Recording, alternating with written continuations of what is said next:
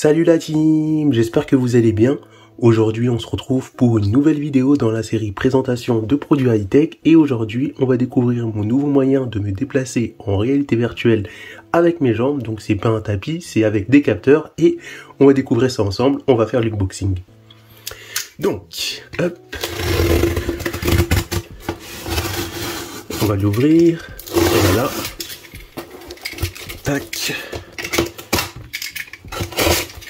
Et on va découvrir mon nouveau moyen de me déplacer en réalité virtuelle. Voilà.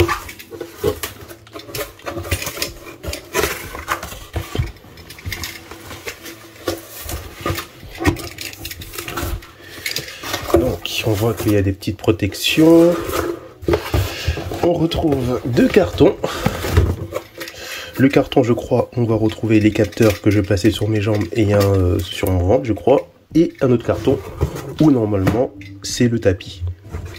Donc c'est la marque 4VR qui fabrique également des tapis où on peut se déplacer en VR et également des capteurs qui reconnaît les mouvements des jambes. Et moi j'ai préféré opter pour le capteur qui reconnaît les mouvements des jambes parce que déjà ça coûte beaucoup moins cher. C'était, je crois, 256 avec le tapis. Moi, j'ai payé 194 €, tapis et capteur compris, vu que c'est le Black Friday. Donc, c'est pour ça que j'ai opté pour ça et aussi parce que c'est plus facile à ranger que d'acheter le gros tapis à 1000 €. Et c'est beaucoup, on va dire, ça me permet aussi de gagner de la place parce que le tapis prend vraiment énormément de place. Donc, on va faire ça en premier. Donc là, ce que j'ai ouvert, c'est le tapis. Voilà, on va le découvrir ensemble. Voilà, donc le tapis officiel. Et là, on va l'ouvrir juste après. On va ensuite ouvrir le capteur, enfin les capteurs plutôt, il y en a 3. Hop, voilà, hop, et voilà.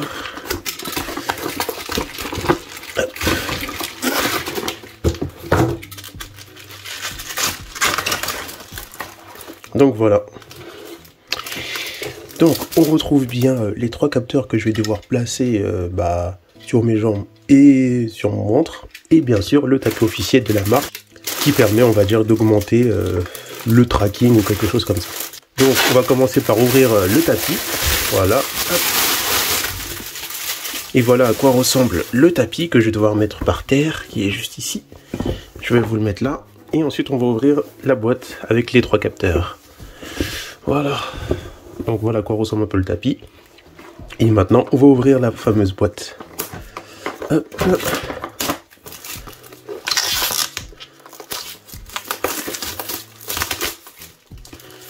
Voilà. Ensuite, on va l'ouvrir. Donc pour l'ouvrir, ça doit être ici. Hop, voilà, j'ai réussi à l'ouvrir. Voilà. Et voilà les 3 capteurs. Donc voilà, on a un petit truc qui explique brièvement ce qu'il faut faire. Il faut télécharger le logiciel bien sûr sur PC, on verra ça plus tard. Donc voilà les 3 capteurs que je vais devoir placer sur mes jambes. Enfin, 2 capteurs que je vais devoir placer sur mes pieds, mes jambes, et un capteur que je vais devoir mettre sur mon ventre avec ça que je vais devoir mettre sur le capteur pour le mettre sur moi. J'avais oublié de vous montrer cette partie, excusez-moi. Donc ça c'est l'antenne qui va venir réceptionner le signal des 3 capteurs. Donc là on retrouve le câble d'alimentation pour l'antenne que vous voyez juste ici.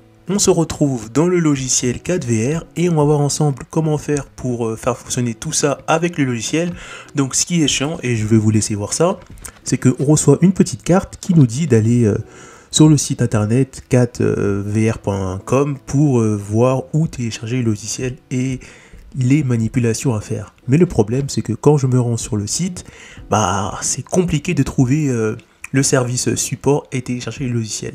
Bien sûr j'ai trouvé un moyen, je suis parti sur Google, j'ai tapé 4VR Loco S et j'ai cliqué sur les premiers liens qui se sont affichés et j'ai pu accéder au support et ainsi télécharger le logiciel. Mais cette fiche ne m'a pas vraiment aidé. On va voir ensemble comment faire pour appareiller les 3 capteurs ainsi que l'antenne dans le logiciel, faire en sorte que le logiciel reconnaît les capteurs ainsi que l'antenne. Donc la première fois que vous téléchargez le logiciel, ça vous invite à d'abord connecter, je crois, à l'antenne, après les capteurs. Donc moi, vu que je l'ai déjà fait, ça va me mettre ce message. Donc premièrement, il faut connecter l'antenne. Donc ça, c'est le câble de l'antenne. Donc on a un autre câble avec 3 fils, cette fois-ci pour les capteurs. Donc je vais le brancher. Voilà, je crois que c'est ici. Et ensuite, vous allez voir que voilà, le logiciel s'est mis en marche. Donc par défaut, la première fois que vous l'utilisez, ça vous met pas ici, ça vous met directement là. Donc ça va vous mettre que ça a été reconnu et ça va vous mettre également et directement de passer à l'appareillage des 3 capteurs. Donc voici le câble pour les capteurs, c'est celui-là.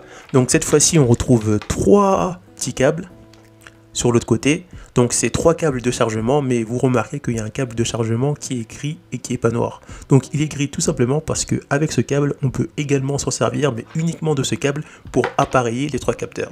Donc ces 2 câbles, ça sert uniquement au chargement, celui-là aussi, mais avec le bonus d'appareiller les 3 capteurs. Donc là, ça demande de chercher le Wave Sensor, donc le capteur de calibration, qui est, je crois, ici. Donc ce capteur sert tout simplement à réinitialiser, on va dire, sa position si jamais lorsque vous marchez tout droit et vous allez à gauche, et si vous marchez à gauche et vous allez à droite, pour remettre ça en ordre. Vous avez juste appuyé sur le petit bouton. Donc là, je vais le connecter. Ça l'a directement reconnu. Je fais Next. Voilà, ça m'explique un peu le capteur. Et maintenant, ça me demande les capteurs gauche et le capteur droite. Donc je prends celui-là au hasard. Voilà, c'est les capteurs gauche. Et maintenant, je passe au capteur droit, qui est juste ici. Ça l'a reconnu. Je peux faire Next. Et une autre petite précision, par défaut, lorsque vous connectez pour la première fois les capteurs, je crois qu'ils ne sont pas allumés. Maintenant qu'on a appareillé les 3 capteurs ainsi que l'antenne, on va voir ensemble tout ce que peut nous offrir le logiciel. Donc on a le système, donc là c'est pas très intéressant, on peut changer la langue mais uniquement en chinois. On a cette partie-là, le Height Center, Adli Center, désolé mon anglais qui est pas terrible, qui compte les calories, nos dépenses avec les capteurs ou bien le gros tapis à 1000 € si vous achetez le tapis. Les jeux recommandés, donc ça c'est tous les jeux VR qui ont déjà une pré-configuration avec soit le tapis à 1000 € ou soit les capteurs de position. Donc là vous pouvez voir tous les jeux compatibles. Vous pouvez également l'utiliser, mais j'ai pas encore testé, avec des jeux non compatibles, mais là il va falloir tout paramétrer vous-même. Et l'expérience ne sera pas aussi, on va dire, naturelle que les jeux compatibles. Ensuite, on a le Game Configuration. Là, on retrouve les jeux que j'ai testés avec. Et on a déjà une pré-configuration. Mais si la pré-configuration ne me correspond pas, je peux cliquer ici et faire des modifications. Ensuite, on a les modes les plus intéressants, c'est ces 2 modes-là. Et c'est très important. On va commencer avec le contrôleur option. On va dire que pour chaque jeu, pour avoir une expérience de marche, on va dire naturelle, il va falloir jongler avec ses paramètres. Parce que la manière de marcher sur chaque jeu est différente, donc parfois il va falloir jongler avec ses paramètres. Après, si ça vous convient de base, vous laissez comme c'est, ou si vous voulez modifier pour avoir un peu plus de réalisme quand vous courez ou vous marchez, vous pouvez jongler avec ces paramètres. Et pour finir, le Locomotion Mode. Donc le mode InSteam, c'est le mode pour jouer à des jeux VR compatibles, soit avec la configuration par défaut, ou soit on peut cliquer sur Custom pour changer la configuration par défaut directement ici, ou sinon il faut aller là où je vous ai montré. On a le mode Keyboard qui permet d'utiliser le 4 Loco S avec des jeux non VR tels que, je sais pas moi, Assassin's Creed, ou GTA 5 ou Tomb Raider, mais ça je ferai un tuto pour bien expliquer en détail. On a le mode Input qui permet d'également de prendre en charge le 4 Loco S, mais cette fois-ci ça va prendre les contrôleurs de la manette et pas prendre le clavier. Donc ça j'ai testé, ça fonctionne pas trop bien, mais vous allez voir dans les tests. Et ce mode là, pour paramétrer les distances exactes, mais j'ai pas vraiment testé. Maintenant qu'on a fait le tour du logiciel, on va passer à la partie test en jeu avec Virtua Desktop, Oculus Link et Oculus Air Link. Et bien sûr des jeux non VR. Après avoir résolu les différents problèmes, parce que quand j'ai commencé à utiliser le 4VR, j'arrivais pas à l'utiliser en game, du coup j'ai contacté le service client parce que les tutos sur ça étaient en anglais, ils étaient vraiment très sympas, ils ont pris le temps de m'aider à résoudre mon problème. Ensuite j'ai pu résoudre le problème, j'ai fait quelques parties et j'étais plutôt agréablement surpris parce qu'on n'est pas simplement en train de marcher sur place comme un con, comme vous pouvez le voir vous dans cette vidéo, parce que vous êtes immergé dans le monde. Je l'ai testé sur Half-Life Alyx, sur d'autres jeux, etc. Et le fait de bouger sur place pour marcher, même si on ne marche pas réellement, ça augmente vraiment l'immersion en VR, simplement parce que quand le corps bouge pour se déplacer en VR, mon corps bouge également, même si c'est pas de la même manière. Donc ça augmente l'immersion véritablement et ça permet aussi de résoudre les différents problèmes liés au déplacement, le fait d'avoir mal à la tête, mal au ventre, le motion sickness, simplement parce que ce problème est causé de base, tout simplement parce que votre corps en VR lui bouge, alors que votre corps en réalité lui ne bouge pas. Ça permet de résoudre ce problème plutôt efficacement ou moyennement efficacement, tout dépend des personnes. J'ai également testé le 4 Loco S avec Oculus Link, Oculus Air Link et Virtual Desktop. Donc avec Oculus Link, pas de problème, on a une très faible latence à partir du moment où je m'arrête dans le monde réel par rapport au monde VR. Par contre, avec les solutions non filaires, il peut avoir une plus grande latence. Lorsque j'avais un problème avec les capteurs et que j'ai contacté 4VR, le technicien ou autre m'a bien dit que avec les solutions non filaires, il peut avoir une plus grande latence liée aux interférences, parce que là c'est une solution non filaire. Mais sinon, si je compare avec Oculus Air Link, là j'ai parfois ressenti une plus grosse latence, mais pas beaucoup plus élevé, mais je l'ai ressenti. Avec Virtual Desktop, je l'ai pas trop ressenti, j'ai pas ressenti une plus grande latence. Je trouve que Virtual Desktop fonctionne mieux avec le 4 Loco S que Oculus Air Link pour l'instant. Après, avec Oculus Air Link, des fois j'avais une plus grosse latence, des fois non, mais des fois je le ressentais bien. On va parler ensemble des points faibles du 4 Loco S. Premier point faible, et ça va faire mal aux possesseurs d'Oculus, le 4 Loco S est pas compatible avec les jeux Oculus en native, c'est-à-dire les jeux VR qui sont dans votre casque qui fonctionnent sans ordinateur. Mais c'est pas tout, le 4 VR est pour moi non compatible également avec les jeux Oculus PC VR. Quand on va sur le site, on voit qu'on a des moyens d'utiliser le 4 Loco S avec des jeux Oculus, mais il faut faire des petites manips. Moi j'ai laissé tomber et faites comme moi, partez vous réfugier chez les jeux Steam VR. Autre point fort du 4 Loco S, là on repart dans les points positifs, c'est que grâce à ça, je vais mieux évaluer les distances en VR. Simplement parce que lorsqu'on bouge sur place, on se déplace vraiment en VR, donc le cerveau a l'impression quasiment de se déplacer de manière réelle en marchant sur place, donc ça évalue mieux les distances parce qu'on les parcourt réellement, on va dire entre guillemets. Autre point positif du 4 Loco S, c'est que ça permet vraiment de se dépenser. Pour les personnes qui veulent maigrir tout en jouant en VR, le 4 Loco S peut être une excellente solution. Par contre, pour les jeux FPS de compétition de type Onward, Population One, ça peut être bien comme ça peut être pas bien, parce que là vous devez vous concentrer sur votre marche et ainsi tirer, donc c'est pas vraiment apte pour ces jeux là, mais ça peut le faire. Je l'ai également testé sur des jeux non VR tels que Cyberpunk, un jeu Tomb Raider et plein d'autres jeux que j'ai testé comme jeu Switcher 3. On peut se déplacer avec, par contre j'ai l'impression qu'il y a une plus grande latence que dans les jeux VR.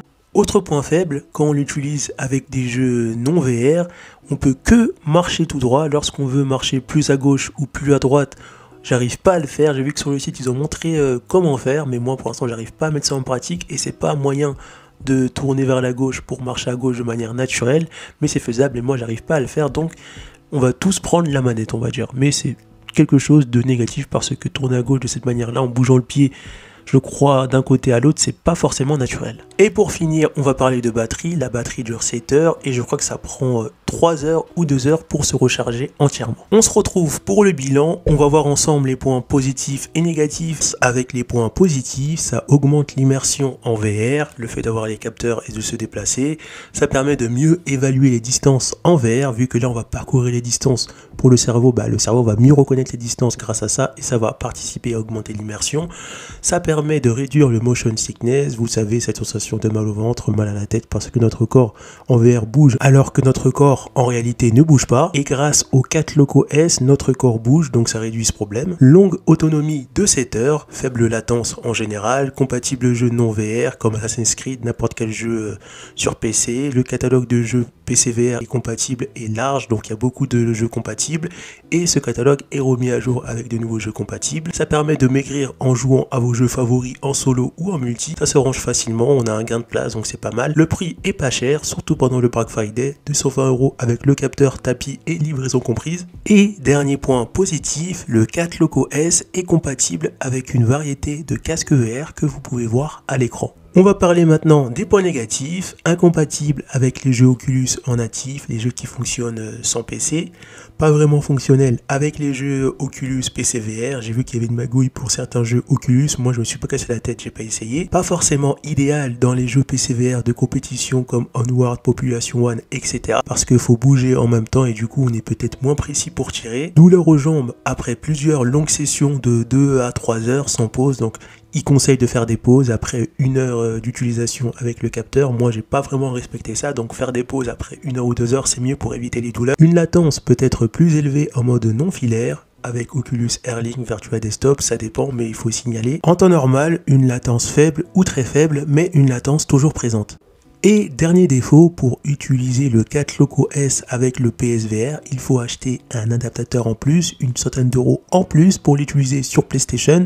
Donc c'est un budget un peu plus conséquent que pour l'utiliser sur PC, donc c'est un défaut à signaler. Et pour finir, faut-il acheter le 4 Loco S ou pas?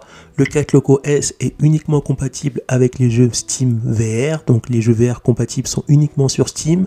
Pour les jeux non VR, c'est compatible avec n'importe quel type de jeu, donc il faut paramétrer les touches de déplacement que vous utilisez avec le clavier ou la manette, donc c'est plutôt pas mal. Mais pour l'utilisation VR, pour Oculus, ça vous oubliez, mais pour une utilisation VR avec Steam, donc là c'est possible, ça vaut le coup de l'acheter, tout dépend de vos objectifs. Si c'est pour l'utiliser sur beaucoup de jeux, vous pouvez l'acheter. Si c'est pour l'utiliser pour quelques jeux seulement, je pense pas que ça vaut le coup de l'acheter. Vous pouvez également l'utiliser pour maigrir en jouant à vos jeux PC VR ou aux jeux non VR. Ça fonctionne bel et bien et ça permet de perdre du poids en jouant à vos jeux favoris.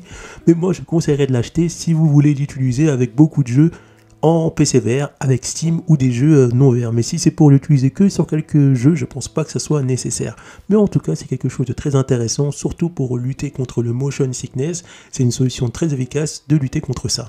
On arrive à la fin de cette vidéo. Si cette vidéo t'a plu, n'hésite pas à t'abonner à la chaîne, à mettre un gros pouce bleu et à me dire en commentaire ce que tu as pensé de cette présentation et à me dire si tu vas l'acheter et me dire ton ressenti une fois que tu l'as acheté.